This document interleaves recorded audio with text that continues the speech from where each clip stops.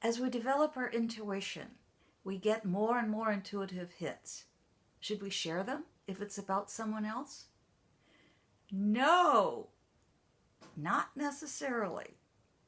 Hi, I'm Diana Rankin, a psychic medium, and I'm here to share my passion with you.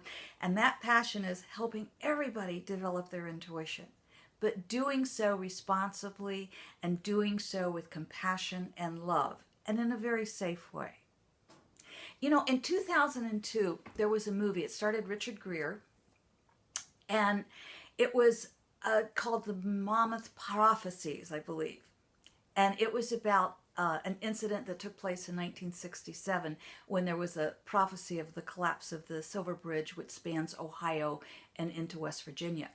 And in this movie, what I really remember about it is the character that Greer played was talking to Alexander Leek, and Alexander Leek was playing a psychic, and he was explaining to Richard how a psychic can work. And they were in a city, and he looked up and he said, "See that window washer way up there, way up on top of that building?" And Greer looked up and said, "Yeah."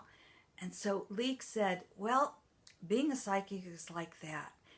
That window washer may not know anything else, but he just has a slightly higher view than everybody down here on the ground, so he can see more." As you develop your intuition, you're like that window washer. You can see more. You have a little higher view that others may not be able to see. And the exciting part about that is we can see things that maybe our friends or our family members or even strangers can't see. And that's great. Except, what if they're not ready to hear what we're seeing, or they're not ready to know what we're able to see?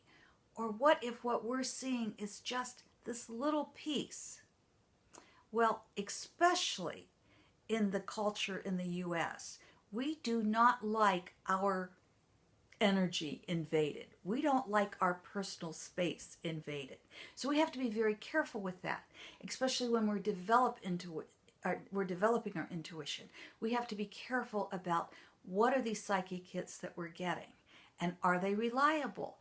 Is this psychic hit something I really need to tell this other person? Or is it just my own ego saying, hey, look at me, look what I can do? We have to ask ourselves, is this something I should pass on? Is this coming from my divine inner self? Is this for the highest good of all if I pass this knowledge along? Will this help this person? Or is it going to cause them angst and problems? What good is it if I'm just giving them information that they can't do anything about? So we want to be very careful. We want to, first of all, make sure it's coming from our divine self and not just the ego self. And then we want to make sure that we're using discernment. Should we pass it on? Will it help the person? Is it something that will help guide them? Will they be open to hearing what we have to say? Then we want to make sure that anything we say that is coming from our intuitive knowledge is passed along in a very loving and compassionate way. I'm Diana Rankin, and I'm so glad you've been with me today. I thank you for being with me. I hope this tip about intuition will help you a little bit. If you'd like to read the article it's based on, you can go to my blog site, which is awakeningintuition.info, and the article is titled, "Should You Always Pass Along an Intuitive Hit?" And as I've mentioned today, not always, but sometimes we do need to pass that along. That's where discernment, that's where study, that's where patience and practice comes in.